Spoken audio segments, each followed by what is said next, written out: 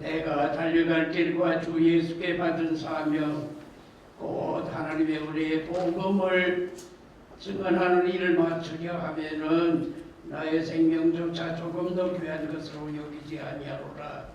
바울 사도의 이 고백에서 설교는 왜 하는가를 알려주고 있습니다. 그 첫째가 하나님의 메시지를 전하기 위해서 설교를 했다는 것입니다. 하나님의 은혜의 복음 증언하는 일, 즉 메시지를 전하기 위해서 설교한다. 이 설교라든지 서먼 프리치는 사람이 만듭니다. 길게 할 수도 있고 짧게 할 수도 있고 재미있게 할 수도 있고 어렵게 할 수도 있습니다. 그러나 메시지는 하나님의 말씀입니다. 바울은 메시지, 이 설교나 프리치하기 위해서 한 것이 아니고 메시지 전하기, 하나님의 은혜의 복음을 전했다는 것입니다. 설교, 이 프리치만으로는 영적 변화가 오지 않습니다. 또 구원도 오지 않습니다. 하나님의 은혜의 복음, 메시지에서 구원이 오고 변화가 옵니다. 그런데 우리 설교자가 하나님의 은혜의 복음은 없는 그냥 설교, 그냥 서먼만 하기가 쉽습니다. 설교의 생명은 하나님의 은혜의 복음, 메시지입니다. 예레미야 14장 14절에 보면 여호와께서 내게 이르시되 선지자들이 내 이름으로 거짓 예언을 하도다. 나는 그들을 보내지 아니하였고 그들에게 명령하거나 이르지 아니하였거늘 그들이 거짓 계시와 점술과 헛된 것과 자기 마음의 거짓으로 너희에게 예언하노다 하는 말씀이 있습니다. 세상에는 하나님의 부르심도 보내심도 받지 아니한 거짓 설교자들이 많이 있다는 것입니다. 조한 낙서는 성경 본문을 가지고도 비성경적 설교를 할 수가 있고 성경 본문에 얽매이지 아니해도 전적으로 성경적 설교를 할 수가 있다고 했습니다. 하나님의 보내심을 받지 않은 설교자가 성경을 많이 인용하고 전하는 목적은 자기 이득을 위해서 하는 것입니다. 자기 이득을 목적으로 하는 것은 비성경적인 설교입니다. 이단은 오히려 건전한 교회보다 더 성경을 강조하며 자기들이 성경적이라고 주장을 합니다. 그러나 하나님의 보내심을 받은 일이 없기 때문에 거짓 선지자인 것입니다. 성경을 아무리 많이 강조하고 주장해도 결국 자기 이득을 위한 목적이기 때문에 성경을 왜곡된 악용으로 인용 주장하는 이단이 되는 것입니다.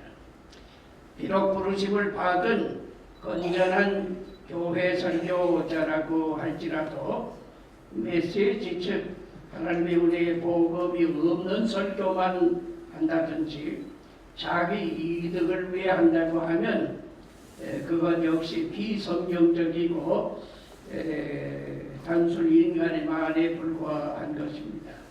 그럴 때 그 설교는 개인 심령을 메마르게 하고 교회를 병들게 만드는 것입니다. 오늘 교회 문제가 여기서 왔을 수가 있습니다.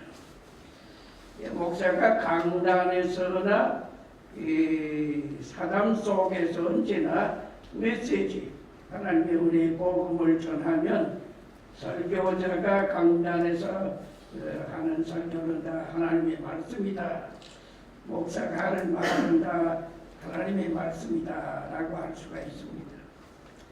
이것이 가장 바람직한 참 목회라고 할 수가 있습니다. 예수님께서는 강단 설교를 하신 일이 한두 번 외에는 없습니다. 그저 산에서 다락방에서, 배 위에서, 잔치집에서, 방에서, 광야에서, 심지어는 십자가상에서 말씀하셨습니다. 예수님 목회는 강단이 따로 없는 목회였습니다. 온 세상이 다 강단이었습니다. 바울의 경우도 마찬가지입니다. 대부분 강단에서 하는 설교보다는 어디서나 이 메시지, 복음을 전했습니다. 오늘 이상근 목사님 설교 출판을 합니다만 이상근 목사님이나 한경진 목사님 이런 분들은 강단 발언이나 사석 발언이나 같습니다. 다르지 않습니다.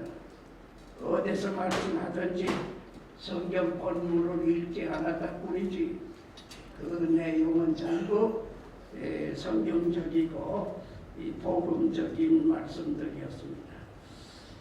우리 모든 설교자들은 이 강단의 발언과 사석 발언의 차이가 생기면서 문제가 생긴 것입니다. 하나님의 말씀은 언제 어디서나 시간 장소를 초월해서 하나님의 복음을 증거하는 것, 그것이 설교다. 제임스 잉글리시는 디트로이트 시에서 손꼽히는 설교자가 되고 교회가 많이 성장해 갔습니다. 그런데 어느 날 다음 주일 설교 준비를 하고 있을 때 문득 잉글리시, 너는 무엇을 설교하느냐 하는 음성이 강하게 들려졌어요.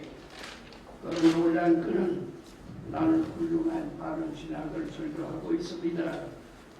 내가 묻는 것은 바로 내가 설교하는 것은 누구에 대해서 하느냐이다. 잉글리시는 한참 대답을 못 찾았습니다. 망설였습니다.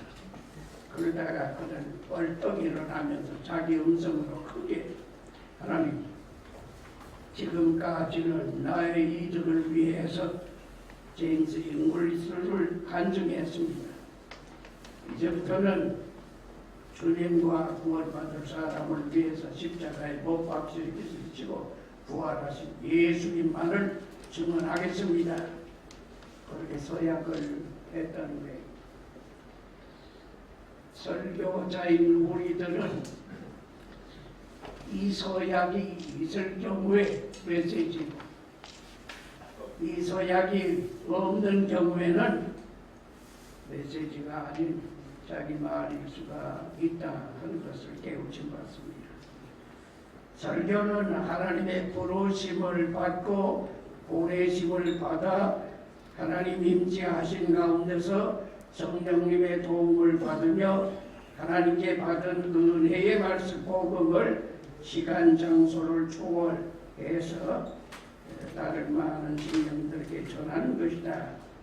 그것이 바울 사도의 설교였습니다. 또 한 가지는 듣는 이의 믿음을 일으키기 위해서 설교했다는 것입니다. 바울 사도는 주 예수께 받은 사명이라고 했습니다. 절대자 하나님께로부터 받은 명령이기 때문에 생명 걸고 100% 순종한다고 하는 것입니다. 이 우주는 하나님의 명령으로 창조가 되었습니다. 명령으로만 살게 되어 있습니다. 하나님의 명령이 우주의 의미이고 존재 가치입니다. 우주는 명령자의 계획과 목적이 있을 뿐입니다. 따라서 명령자가 전적으로 책임을 다지시는 것입니다. 하나님의 명령은 사람이 수정하거나 변경하거나 취소할 수가 없습니다. 명령을 받은 자는 다만 100% 순종과 복종과 실천이 있을 뿐입니다. 하나님께서는 아무에게나 명령 내리지 아니하십니다. 감당할 수 있는 자에게 명령을 하십니다. 명령만 하시는가 아닙니다. 성취할 수 있는 여건도, 지혜도, 능력도, 힘도, 열심도 다 주십니다. 그런 의미에서 하나님의 명령을 받는다고 하는 것은 선택받은 일이고 또 특권과 기회, 축복, 영광을 다 누리는 은총이라고 생각할 수가 있습니다. 이 바울 사도의 위대성은 자신이 직접 목숨 걸고 하나님의 명령에 100% 완전 순종하는 믿음을 가지고 다른 많은 심령을 100% 순종하는 믿음을 갖게 하기 위해서 설교했다고 하는 이것이 그의 위대성이라고 할 수가 있습니다. 교회 생활 믿음 얻기 위해서 합니다. 설교는 왜 하느냐? 믿음 얻기 위해서 설교하는 것입니다. 이 믿음이 뭐냐? 한마디로 100% 하나님 말씀에 순종하는 것, 그것이 믿음입니다. 그런데 현대 우리 교회와 그리스도인들은 순종이 없어졌습니다. 그런 의미에서 현대는 믿음은 없어졌다, 그렇게 생각할 수가 있습니다. 그런데 우리 목회자들과 현대 그리스도인들이 하나님의 뜻에 100% 순종한다는 것은 어렵다. 그렇게 할 수가 있느냐 하는 생각을 많이 가진다고 하는 점입니다. 그런 마음 자체가 병든 마음이고 죽음에 이르는 마음입니다. 사람이 살아가는 이 생명에 대해서는 100%여야만 됩니다.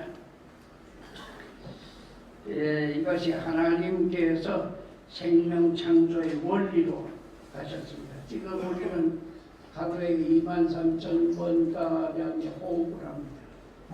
제가 세상에 태어나서 지금까지만 95년 동안에 7억 9,752만 5천 번 호흡을 한 셈입니다. 근데 어떤 분이 저한테 계산 틀렸습니다. 계산 안 맞아도 좋은데 꼭 한 가지는 지금까지 끊어지지 않고 100% 유지했다는 게. 심장은 하루에 10만 7천 번 뜁니다. 계산도 못합니다. 틀림없는 것은 100% 작동했다는 것입니다. 뇌작용은 더합니다. 이 심정회로가 10,000km가 넘는다는 거예요. 복잡하지만 100% 작용하기 때문에 지금 살아있다는 거예요. 우리 영혼은 육신적 신비에 비교가 안 됩니다. 아주 이 우주는 파스칼이 말한 것처럼 우주 전체 가운데 사람 영혼처럼 신비스러운 게 없습니다. 그런데 이 생명은 100% 하나님 뜻에 맞아야 사는 거예요. 100% 아니면 살 수가 없는 거예요. 왜 설교하느냐? 우리가 100% 하나님 뜻에 순종하기 위해서 산다. 이게 명확해야 되는 거예요. 설교는 다른 목적이 있을 수가 없는 거고 영적 생명이 살아나기 위해서 하는 것인데 그게 믿음인데 하나님 말씀, 하나님 뜻에 100% 순종한다. 이것이 생명의 호소라고 하는 것, 이 설교의 의미라고 하는 것. 아브라함 떠나라 하면 떠났고 바쳐라 하면 바쳤어요. 모세, 성경에 보면 모세, 여호와께서 모세에게 이르시되가 수백 번, 1000번도 넘어 나와요. 근데 다 순종했어요. 아브라함도 순종했고 모세도 순종했어요. 모세가 무리바에서 물 내는 거 한 번 실수했어요. 순종을 못했어요. 하나님께서 당장 이스라엘 민족 가나안 복지 진입하는데 통솔권을 박탈했어요. 100% 순종한 여호수아 갈렙에게 맡겨 들어가게 했어요. 우리 일생 사는데 설교의 목표는 다른 거 아니에요. 하나님 뜻에 100% 순종하기 위해 하는 게 설교예요. 그런데 우리 일생 살아가는 동안에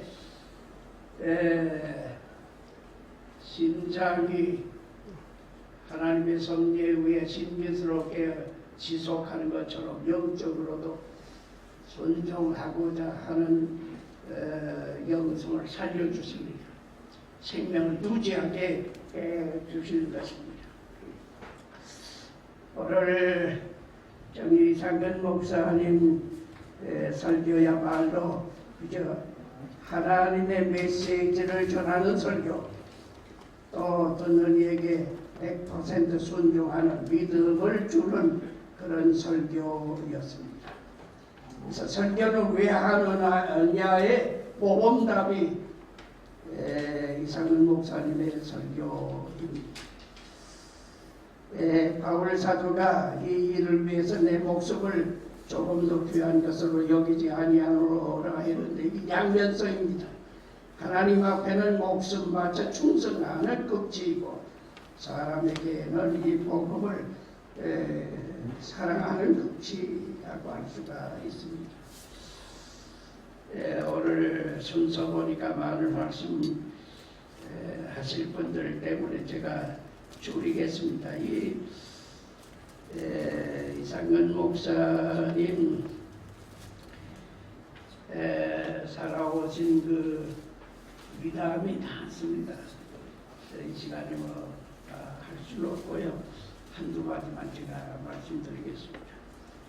이상근 목사님도 59대 총회장이실 때 군사정부로부터 사립대학교의 정관을 설립자 간섭받지 아니하도록 즉시 개정해서 보고하라고 하는 지시가 내려왔어요. 이 당시 군사정부는 혁명정부였기 때문에 이유가 통하지 않았습니다. 전국 대학교는 일제히 정보를 다 고쳤습니다. 그런데 장신대 이사장이 정관 변경 허락 요청을 총회장께 보내왔어요. 그래서 즉시 임원회 비상소집을 했습니다. 그런데 장시간 토론을 했습니다. 그때 제가 서기였습니다.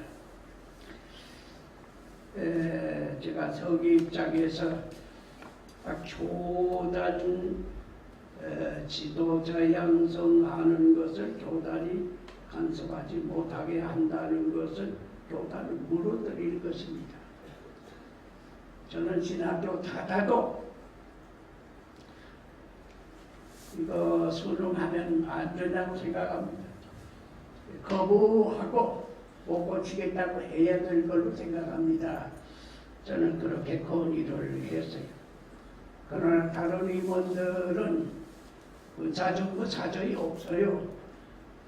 신학교 닫아버리게 되면 교단 무너지는 건 또 마찬가지인데 그렇게 간단하게 결정할 문제가 아닙니다 하고 서로 장시간을 고민하면서 이제 의논했어요. 그런데 총회장 이상근 목사님은 거부한다고 딱 결정을 하셨어요. 그래서 이 대학교 정관 다 고쳤는데 장신대만 안 고쳤습니다. 이상근 목사님 결단에 의해서 장신대도 지켰고 교단도 지킨 것입니다. 그런 대로 말씀도 많지 않는데 한번 결단을 내리시면 변하지 않으셨어요. 제가 노량진 회원제 할 때 우리 교회 편집부에서 이상근 목사께 내가 아는 김인식 목사 원고 청탁을 드렸어요. 이 목사님께서 많은 과찬의 글을 보내주셨어요. 제가 그건 여기 말씀하는 성격이 아니고 그 중에 이 목사님 말씀 한 토막을 여기 읽어드리겠습니다. 저는 1986년 우리 종회가 전역 100주년을 기념하여 제정한 대한예수교 장로회 신안 고백에서의 재정위원장이었고 또 그 기초위원이 되는 영광을 가졌습니다만 사실인즉 그 일을 저에게 맡기신 분은 바로 김인식 목사였습니다. 그때 총회는 재정위원 선정을 임원회에 일임하였는데 이 목사님은 총회장으로 저를 그 위원으로 선정하셨고 또 위원장으로 지명하신 것입니다. 이 신앙 고백서는 우리 총회가 만든 최초의 신앙 고백서였으므로 그 일은 아마 저의 일생의 일들 가운데 가장 보람을 느낀 일이었다고 생각하면서 이 일을 저에게 맡겨주신 임 목사님께 늘 감사하는 마음을 가지고 있습니다. 그렇게 기록했어요. 이 목사님 말씀 속에 일생일대의 보람 있는 일, 그렇게 생각하시면서 최대 사명감으로 집필을 하신 것이 이 목사님 말씀대로 한국교회 최초로 제정하는 신앙고백서에 바른 신앙 기준을 세우는 일을 이성근 목사님께서 하셨어요. 만약 앞으로 분열 한국교회가 다 합친다고 해도 그대로 쓸 수 있는 신앙고백서라고 저는 그렇게 확신을 합니다. 또 저 역시 총회 심부름을 많이 했지만은 이상근 목사님께 신앙고백서를 민촉한 일이야말로 매우 잘한 일이라고 자부하고 싶습니다. 이상근 목사님은 목회자, 설교자, 신학자, 교육자, 저술가, 사경회와 전도자, 그리고 총회장을 비롯한 많은 행정가, 기독교 성직자를 대표하는 입장에서 우리 사회에 알게 모르게 끼친 인상 영향력이 매우 컸고 또 미국, 일본, 대만, 호주, 싱가포르, 중국, 태국, 보르네오 이 개직 대회의 주강사로서 많은 지역에 가서 말씀을 증거했습니다. 허약한 몸이십니다. 설교한 법을 하고는 쉬어야 하는 몸인데도 불구하고 쉬지 아니하고 최선을 다해서 그 생애를 바쳤습니다. 이 목사님이 인격이 고매합니다. 말씀 별로 많지 않고 조용하면서도 다정다감하십니다. 무슨 일에나 침착하면서도 외율내강하셨습니다. 매사에 신중하게 조사하여 실수가 없고 하는 일마다 깊은 신뢰를 받았습니다.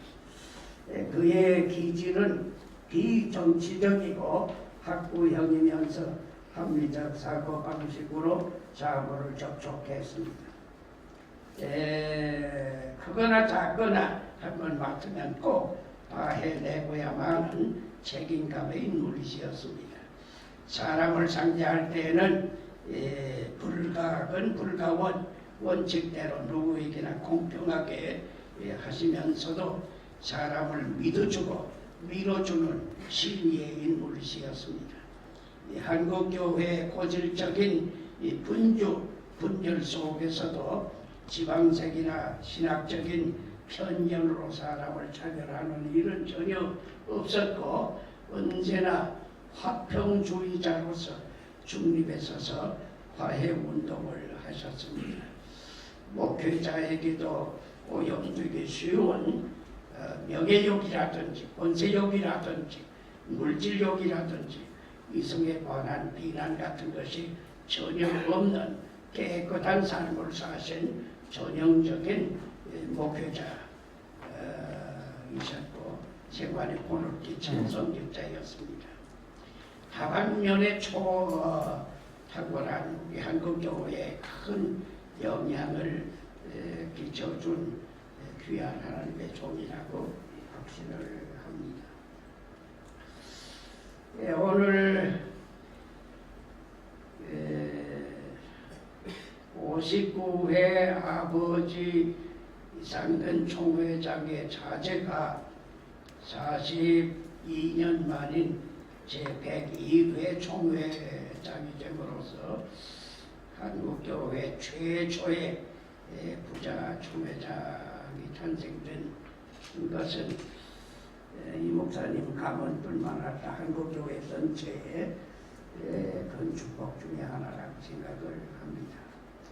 그런데 오늘 이성희 목사께서 선친의 그 발표되지 않았던 원고를 줄여서 설교집으로 출판하면서 또 자신의 제40번째 에세이 호불호를 이렇게 같이 출판 감사 드린다고 하는 것은 이 표제 그대로 초대형 홈런이라고 생각을 하면서 하나님 앞에는 감사 영광을 돌리고 또 우리 목사님에게는 감사 드리는 날입니다. 우리 한국교회는 지금 야구 게임으로 말하면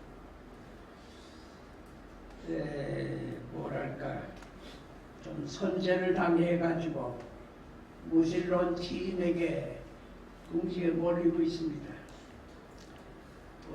예를 들면 0대0 9회 말쯤 됐는데